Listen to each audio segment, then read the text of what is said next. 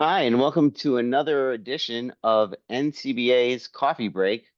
I'm Nathan Wilner, your host, and I'm excited today because I have a good friend of mine joining our coffee break, Chip Bergstrom, who is a an expert public relations uh, consultant, but with Evergreen.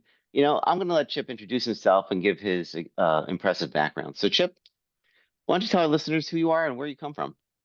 Thanks, Nathan, for that inspiring introduction. I have been in the communications world for about 20 plus years now, working almost exclusively with financial services companies and the like. I've been the agency of record now for the NCBA for the past 3 plus years. My role is essentially to help companies communicate more effectively to their audiences, whether it's journalists, consumers, legislators, regulators, you name it. So I love what I do. And this is one of only a few times where a teacher has become the student. So thanks for having Uh, me. I really am looking forward to talking about this. Well, Chip, I've had a really good teacher, so thank you for all the advice and guidance you've given me over the past years. Which kind of brings us to this exciting new initiative that NCBA has uh, moved forward with, basically a law school initiative. We call it NCBA Goes Back to Law School. Um, from an agency marketer perspective, how would you evaluate the effectiveness of this program in terms of brand positioning and outreach? Why is it so important, and why do you feel this is something that's important for NCBA? Well, it's interesting, right? Like when we first talked about this idea, Nathan, with, amongst ourselves and with a few of the members and board members who were kind of spearheading the operation, um, we were a little bit skeptical, right? But I got to say, it was a complete home run. A number of young, talented, aspiring attorneys were introduced to an area of the law that they previously knew little about. And I've long talked about our efforts to kind of raise awareness for NCBA as a long-term education campaign, really. Of course, our primary audiences are legislators, regulators, and the media, people with preconceived ideas of what the collections industry is about. But to reach an audience like students early on in their careers, that to me is just priceless. And executionally, everybody had their role within our little team and executed flawlessly. Secondarily, I might add, from the branding perspective, putting a face to our brand, lawyers practicing creditors' rights, physically standing in front of their audience, that imprints a very positive image on our brand. And backing that up with invitations to NCBA's Connect, the annual conference, where more than 800 attorneys were gathering in this case in the student's backyard. um, Priceless. And I should add, when we first discussed this with David Weimer, the godfather of the idea, right? I mean, I think he really was the originator of it. Hmm. um, we were a little skeptical, right? Because it's like, it's a great idea, but we've got to execute just perfectly to make it successful. But the Going Back to School initiative, it really just proved that, when member firms, when board members, staffers, and agency come together with a real purpose here, like good things can happen. And to say nothing of how these repeatable events will do wonders for recruitment into an area of law that was somewhat been flying under the radar. That's going to be a benefit, I think, I hope member firms will see for a long time into the future. So that brings me to the concept of strategy, and what strategies would you recommend to enhance the visibility of the engagement of this initiative among law students and potential NCBA law firm employers in our field? So what would you use to kind of get that message out there? Well, I think like with any strategy, I mean, you start with the end in mind, like the goal. Like I said, our overarching goal was to kind of articulate the work of creditors' rights attorneys and in so doing, maybe attract some students to the profession. I'm not saying there's an age gap here, but I think there's some understanding, some concern maybe that, the next generation might choose other areas of the law to practice. So the other strategy I have is I have to say is pretty simple. It's just market the event in advance, as well as hone your message. So really tailor it to your audience. And I think, correct me if I'm wrong, but that'll be easier to do for firms should they decide they want to go back to school. Because we're going to give them kind of the playbook. We'll give them the strategies that worked. We'll explain where we incurred some hiccups. And I think you might even be giving them a kind of a presentation deck from which to present, correct? Yeah, we put together, with our fantastic volunteer members and leaders, a you know, like what I wish I knew when I was in law school. And it's the kind of thing where, and I think that's what you're getting to is when the students and the law schools get to see who NCBA member firms are and who our members are, and the diversity that is now currently within the industry that maybe didn't exist 20 years ago. It puts like a personalized face on who we are, and we're, Yep. a lot less scary and a lot more personable and friendly and willing to help than maybe people think, you know? Yeah, yeah. So I mean, I mentioned education as kind of an underpin there. Just to educate, really. Publicity, is important, but you can also a strategy I would encourage people to use is to recycle content. That's important to consider. What I mean is, don't just publicize the event to students prior to the event and then go radio silent. Have someone take photos during the event, use those, and maybe even a well-written, concise email or a pitch, as we call it in media relations world, pitch to the law school's paper or publication, or maybe even the alumni magazine. When you think too that some of the folks who participated in our first pilot program, they were going back to their alma mater. Alma maters, just like the New York Times or the Daily News or the Boston Globe, they need to pump out some content. They need content material for their publication. So media outlets are really starving for that, and they're short staffed. A lot of newsrooms are short staffed, so people are covering multiple beats. So make it easy for folks. Serve it up in a concise email. What you accomplished, what you did, have some images to share, be very concise. You've got to keep things tight for journalists.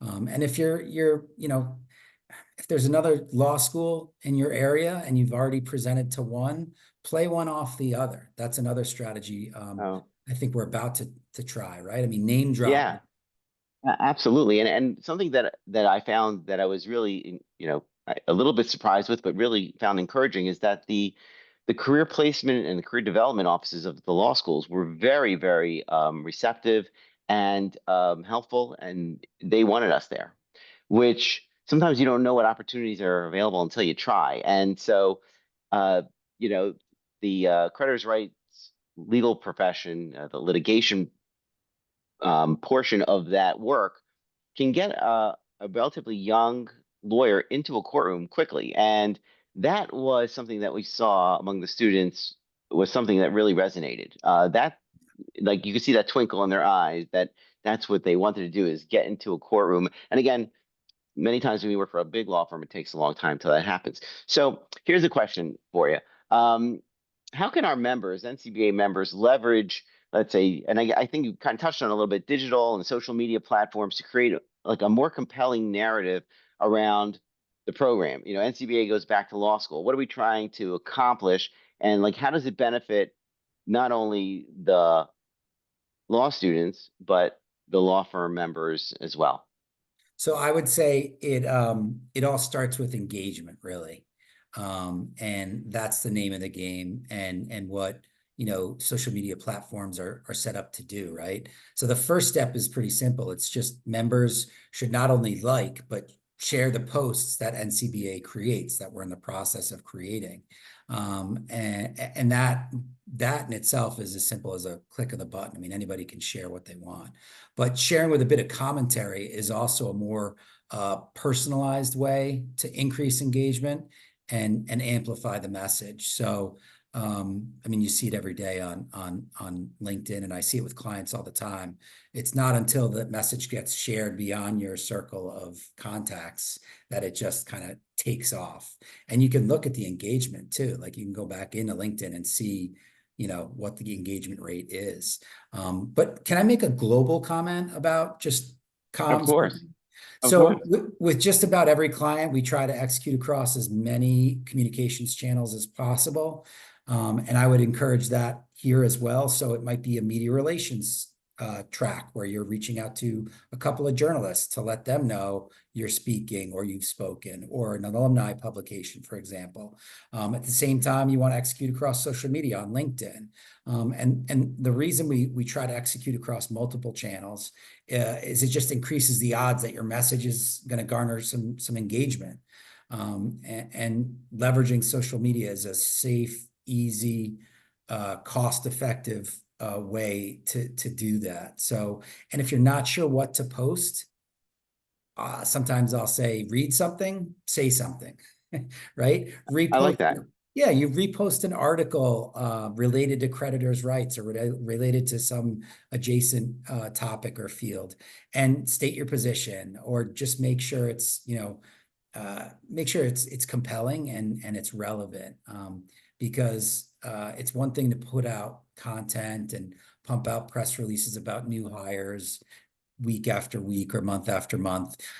It's another to actually take a position, put some compelling content in front of your audience that, speaks to them. So that's And my elevator pitch to no, I think that's great advice. And, where a lot of law firms struggle to find new associates and new hires, and quite frankly, a lot of folks are on LinkedIn looking for jobs. So seeing, your firm or your association or your product repeatedly on there and making it more about your expertise in that field as opposed to, come, right. we have a job for you, that attracts people. And I think that's really what we're saying. Like, look, we know this area of law.